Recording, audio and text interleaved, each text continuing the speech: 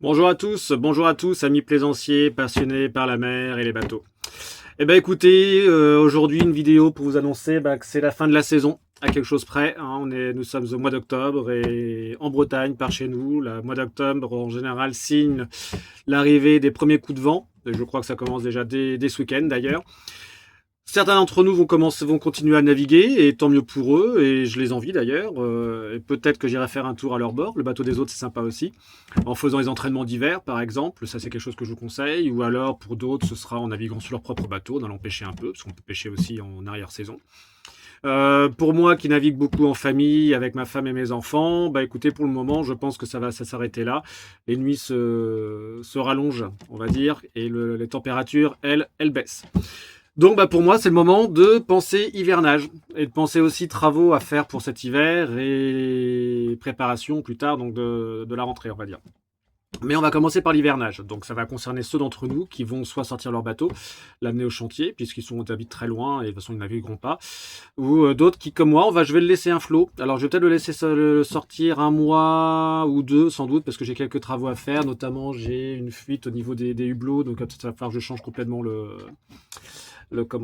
joint, et puis j'ai une vanne à changer, donc il va falloir que je le sorte sans doute un mois ou deux, on verra, mais il va rester au moins 2 ou 3 mois comme ça tranquille à flot, parce que oui, on peut du coup donc hiverner un bateau à flot. Moi ça me pose aucun souci. Y en a qui veulent le sortir absolument. Moi j'estime qu'un bateau c'est fait pour être à l'eau, donc il n'y a pas de raison. Il sera très bien là. Le carénage sera fait de toute façon en fin d'hiver ou bien au tout début du printemps, donc il n'y a pas de souci. L'hivernage, ça veut dire quoi? L'hivernage, ça veut dire faire en sorte que le bateau puisse passer l'hiver au sec, sans moisissure et sans dégâts pour passer les coups de vent. Globalement, c'est ça que ça veut dire, entretenir le matériel. Par entretenir le matériel, je vais entendre quoi? En fait, l'hivernage, je vais commencer par quoi? C'est tout simplement commencer par tout ce qui est sellerie. Donc, je vais enlever les banquettes, je vais enlever les coussins, je vais enlever tout ça, parce que ça prend l'humidité, donc c'est important de les enlever, de les ramener à la maison, si vous pouvez, bien évidemment. Et si vous ne pouvez pas les enlever parce que vous êtes en appartement ou autre et que vous n'avez pas de la place, ce que je vous conseille, c'est de lever les coussins, tout simplement, pour faire en sorte que l'air puisse passer. Mettez aussi des déshumidificateurs, c'est intéressant. Maintenant, ils en font soit des électriques sur batterie si vous êtes sur ponton, ou autrement le classique avec les grains de sel, ou pourquoi pas des bols de riz, ça marche très bien. L'humidité, c'est une chose. Ensuite, vous avez tout ce qui est matériel électronique. Donc, le matériel électronique, moi, je vous conseille de l'enlever aussi. Donc, en général, on n'a plus grand-chose. Maintenant, on a une tablette, une VHF, ça va être à peu près tout. Tout le reste, de toute façon, ne bougera pas. Mais donc, tout ce qui est matériel électronique, vous l'enlevez aussi. Ça sera aussi bien à la maison, dans un placard. Ça prend pas de place en plus, plutôt qu'à prendre l'humidité et faire du verre de gris.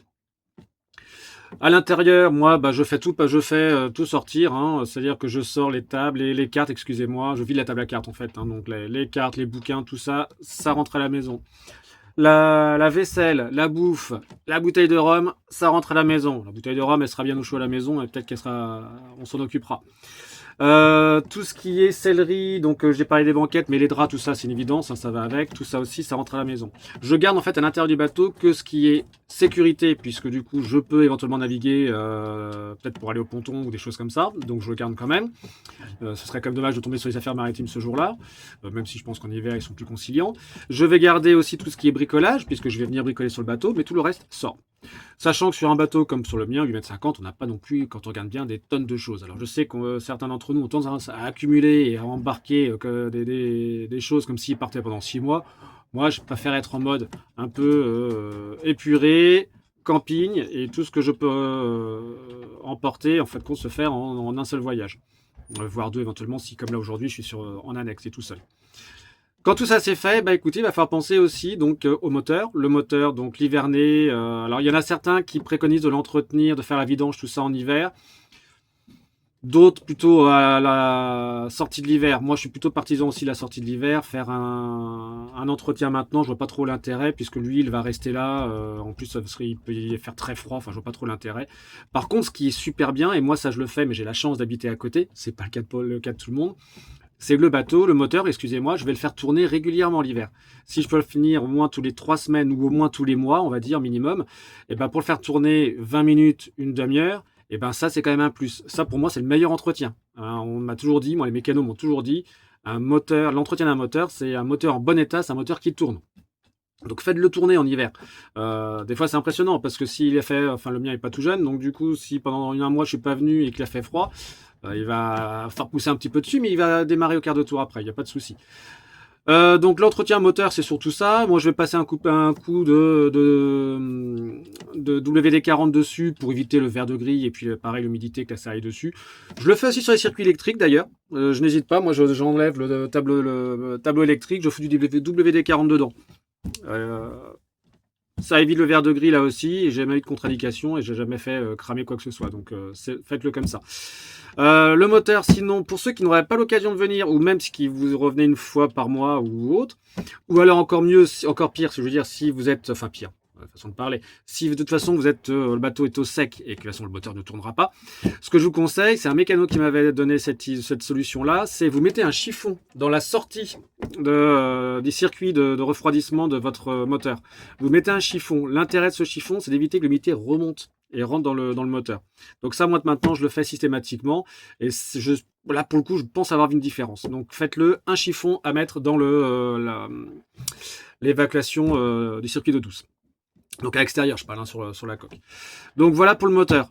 Ensuite, quand je remonte, qu'est-ce que je fais? Pareil, je vais protéger tout mon accastillage avec de la graisse. Hein, pareil, toujours le même état d'esprit. Hein, c'est pour éviter l'humidité, le verre de grille ou autre. En plus, on est en Bretagne, donc l'humidité, il y en a un petit peu l'hiver, faut reconnaître.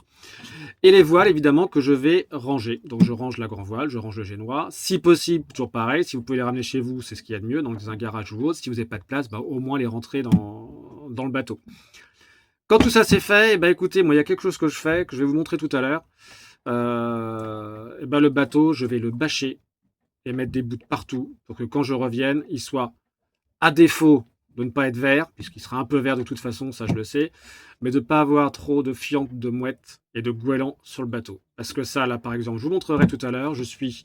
alors là, si quelqu'un en commentaire peut me donner une idée, je la prends, mais j'ai mis un filet pourtant sur mon panneau solaire.